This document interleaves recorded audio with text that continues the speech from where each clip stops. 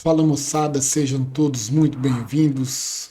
Vocês estão no canal Cripto com Sabedoria. Meu nome é Marco Antônio. Vamos ao nosso vídeo desta semana. Vamos falar um pouquinho aí a respeito do Bitcoin, de algumas coisas que me chamaram a atenção ao longo desta semana aí também. Tá legal? Então vamos ao vídeo de hoje. Inicialmente, é uma coisa que me chamou a atenção, e eu estive até comentando com alguns amigos a respeito da China estar fazendo negociações com outros países utilizando diretamente a sua moeda e não o dólar, né? Pela primeira vez aí em mais de, sei lá, acho que quase 50, 60 anos, o dólar não está sendo utilizado em algumas trocas comerciais internacionais. E isso daí é uma jogada da China que eles estão fazendo, né? Creio que é uma grande jogada de mestre aí, a longo prazo, para eles se tornarem a superpotência no futuro, né? Ocupar o lugar que os Estados Unidos ocupam hoje. A gente já sabe que o grande império norte-americano, como a gente vem observando aí nos últimos anos, já vem mostrando aí que talvez ele chegou em seu apogeu, né, no seu máximo aí, e agora é a hora do seu declínio, né? E a China surge como uma grande candidata a substituir os Estados Unidos aí. Eu vi, né, nos últimos dias aí alguns sites, algumas notícias, e esses sites falam para gente que a China tem grandes números de investimentos na África. O continente africano praticamente todo está nas mãos da China, e também aqui no continente sul-americano. Temos vários países aí que têm investimentos chineses ou até mesmo com dívidas exorbitantes nas mãos dos chineses. Então, a China está fazendo o que os Estados Unidos fizeram lá na época da Segunda Guerra Mundial, onde ele foi emprestando dinheiro, né, aos países europeus para se reconstruírem da guerra, aos demais países afetados pela guerra, e lá na frente esses países ficaram reféns dos Estados Unidos, da dívida norte-americana que eles tinham com os Estados Unidos. E com isso eles conseguiram é, tornar o dólar a moeda mais forte do mundo, né? E aí, anos depois, na década de 70, eles retiraram aí o lastro que o dólar tinha em ouro. E mesmo com essa retirada aí, através da jogada dos petrodólares criados aí pelos norte-americanos e os países do Oriente Médio, dos países, a Organização dos Países Exportadores de Petróleo, a OPEP, tornou esses países aí altamente ricos, porque vendiam o petróleo a dólar. O dólar tornou-se uma moeda, já era uma moeda forte, né? Ele continuou mesmo sem o lastro do ouro, e os Estados Unidos conseguiram manter o valor da sua moeda, seu papelzinho pintado, mesmo não tendo garantias, não tendo laço sobre eles, sendo apenas a garantia, a confiança e a palavra de políticos. E agora, nos últimos tempos, a gente vê o declínio aí do dólar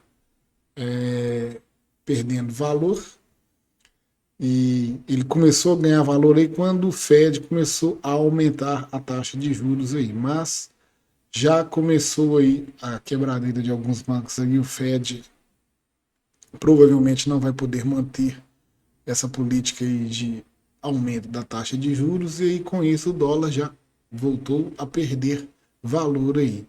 E é essa perda do valor do dólar aí que vai propiciar uma subida aí estratosférica das criptomoedas na próxima bull run, que a minha ótica, ao meu ver, já estamos próximos a iniciar essa bull run. Nós veremos aí no gráfico do Bitcoin, certo? E vamos ver aí, né, que os chineses vão aprontar aí mais para frente. Fizeram um acordo comercial com o Brasil de negociar diretamente com o yuan, a sua moeda corrente, né, e reais. Vamos ver aí o que se sucede no futuro.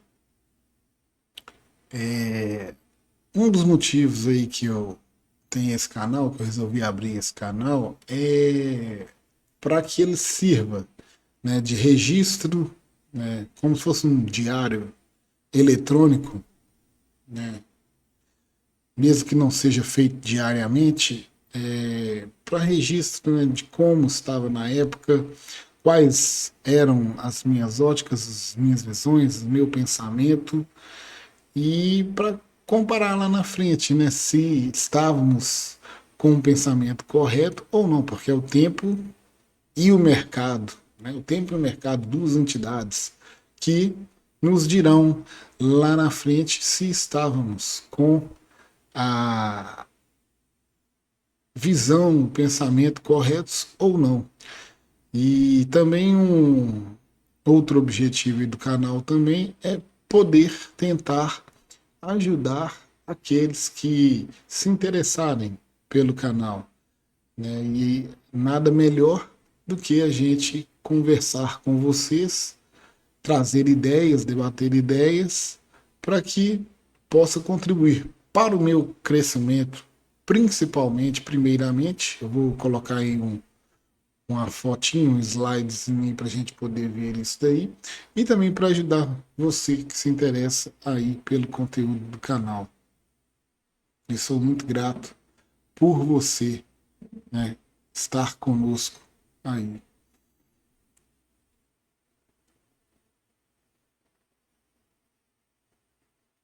Aqui nós temos aqui a chamada pirâmide de William Glasser. O que a pirâmide de William Glasser diz para nós? Ela também é conhecida como a pirâmide da aprendizagem. Ela traz para nós como nós aprendemos.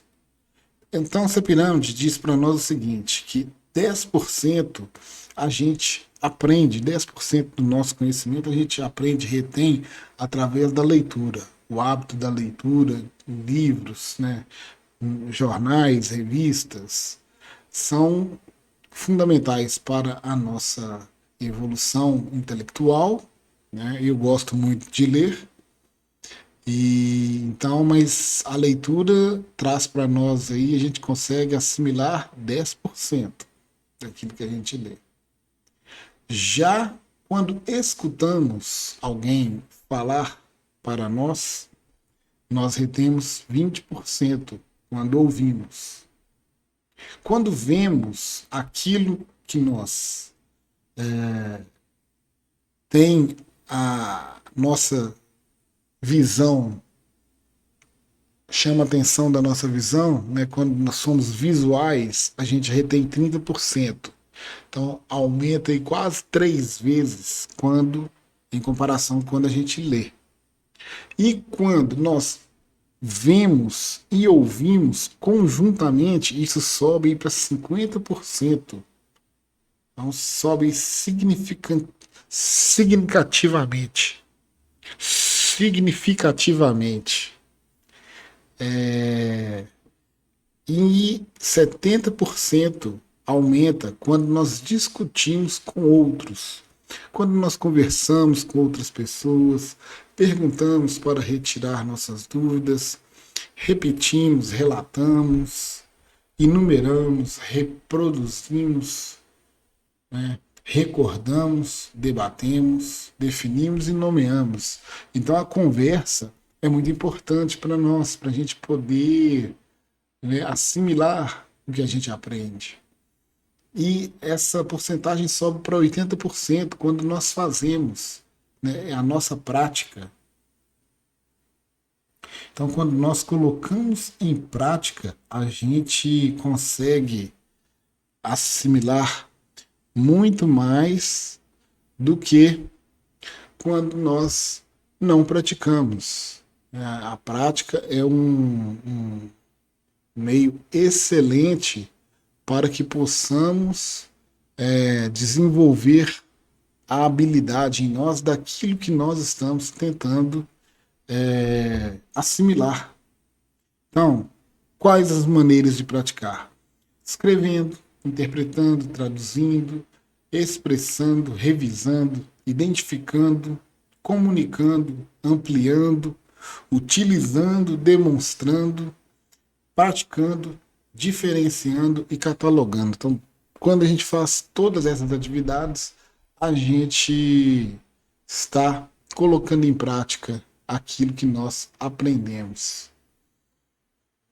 E 95%, né, grande parte do nosso aprendizado vem de quando nós ensinamos a outras pessoas. Quando a gente explica, quando a gente resume, estrutura, define, generaliza, elabora, ilustra. Então, é aí que vem o grande objetivo do canal aí. São dois objetivos. Um, ser como um diário, como eu disse, e o outro é justamente nessa questão de aprendizado. Quando eu venho aqui trazer algo para vocês em vídeo, eu tenho que preparar, eu tenho que eu tenho que estudar a respeito daquilo que eu vou falar, ou então desenvolver o meu ponto de vista, o meu raciocínio naquilo ali, e isso contribui demais para o meu crescimento. E é diante disso daí que a gente, né, é o principal objetivo do canal aí, é o nosso melhoramento, tanto o meu como de quem assiste. Espero que eu possa contribuir de alguma forma para o aprendizado de vocês, assim como me ajuda demais no meu aprendizado. Vamos trazer aqui o gráfico do Bitcoin. Tivemos aí o fechamento semanal não, desculpa, o fechamento mensal do Bitcoin. Deixa eu só preparar aqui.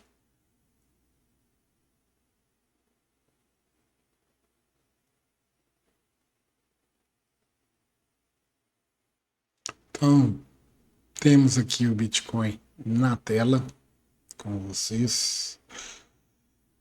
Vamos ver aqui, vamos aumentar isto. Então a gente tem aí gráfico diário do Bitcoin. A gente viu que nós chegamos, rompemos essa região, assentamos em cima dessa média. A média e o Ellis Wider de 400 períodos, a média de 610 períodos. Estamos aqui com essa média de suporte. É o que está sustentando aí no momento.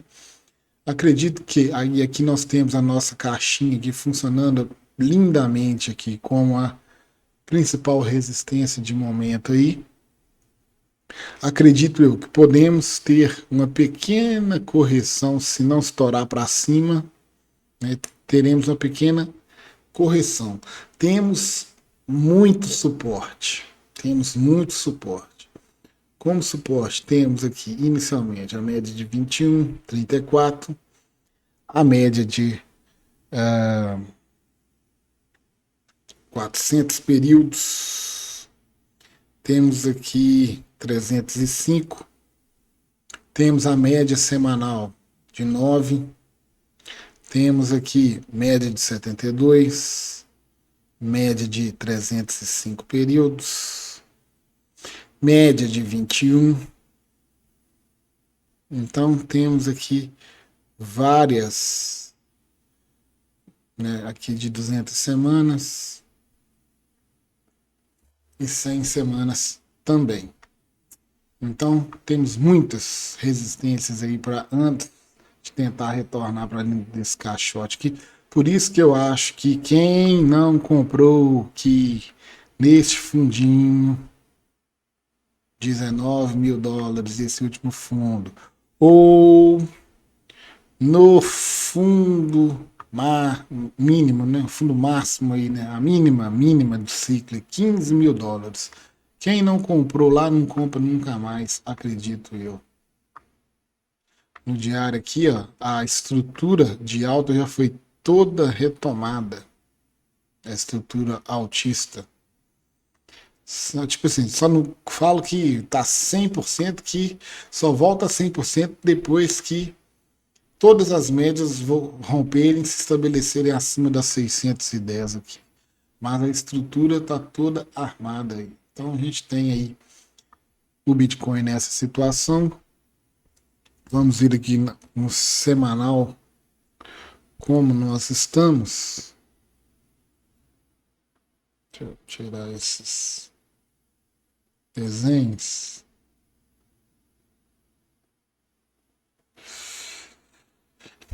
Marquei para 1 minuto, não quero uma semana. Uma semana aqui. Desenhos não.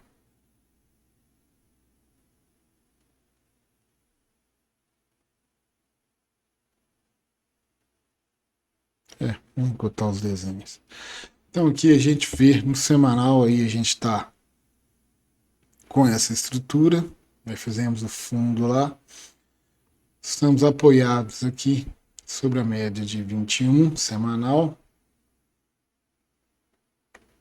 e a média de 300, não, acho que é 400, deixa eu ver aqui.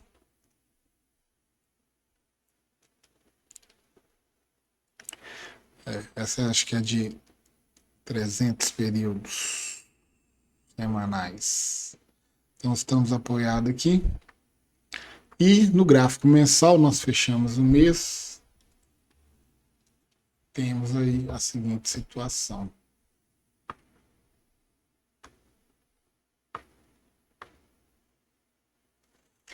Rompendo aqui acima, a gente põe a cabecinha para fora das médias pela primeira vez desde lá o topo de outubro, novembro de 2021.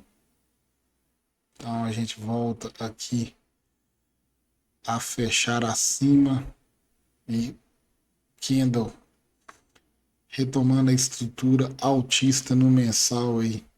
Então tivemos aí o engolfo que a gente já falou, o doji que se formou e fechamos o mês de alta, um candle bonito aí de alta também. Então, né, 3 meses de alta aí no gráfico mensal, a gente não pode ignorar uma coisa dessa. Acredito eu, né, fortemente que estamos aí com o final do inverno praticamente consolidado. Aqui a gente vê essa situação aqui presente aqui, ó. Estamos aqui nesse estágio aqui, ó. E aí, após isso, retomada aqui, ele volta, faz uma pequena correção, né? Aí aqui tem o Covid, março de 2020, e aí depois retoma a estrutura de alta e bull run aí. Então, igual a gente falou, né? Lá para abril, maio do ano que vem, após o halving, segure o Bitcoin, que o bichinho vai voar.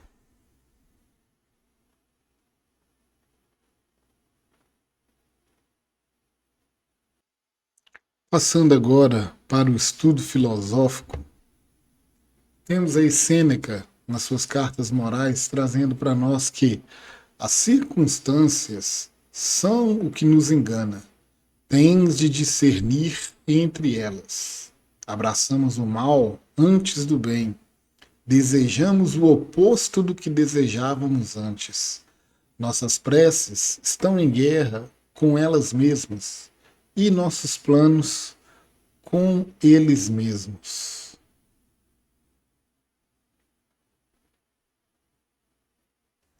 Então, o que que Sêneca quer dizer para nós aí? Em suma, ele quer dizer que o único inimigo que nós temos somos nós mesmos. Através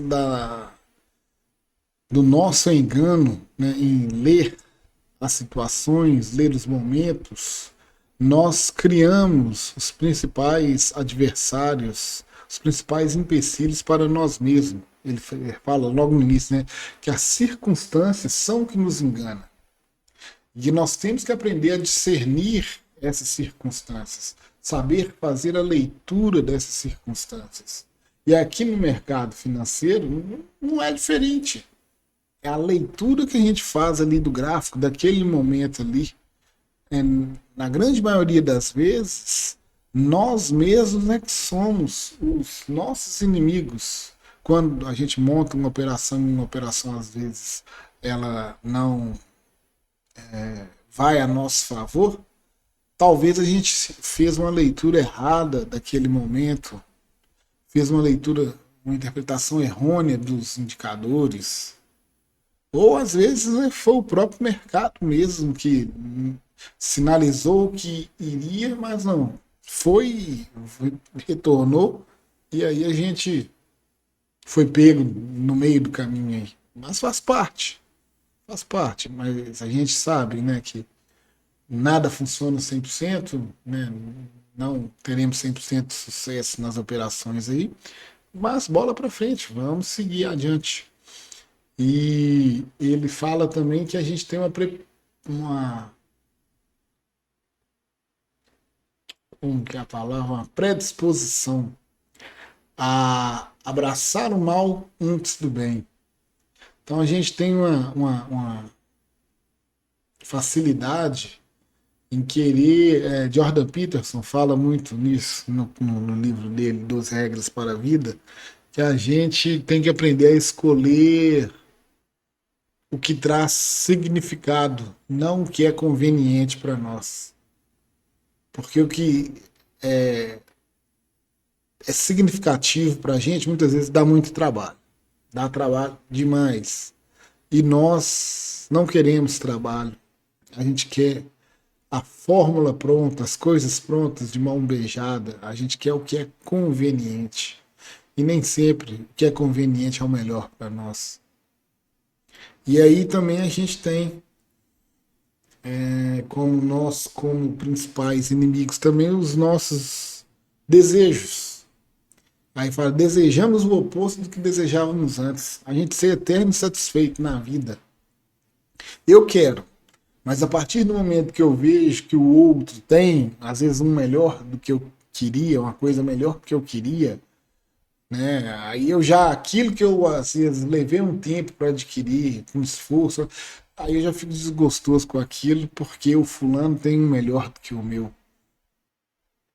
Então aí agora eu quero aquilo que o fulano tem, não aquilo que eu possuo. E isso daí muitas vezes é o caminho para nossa ruína.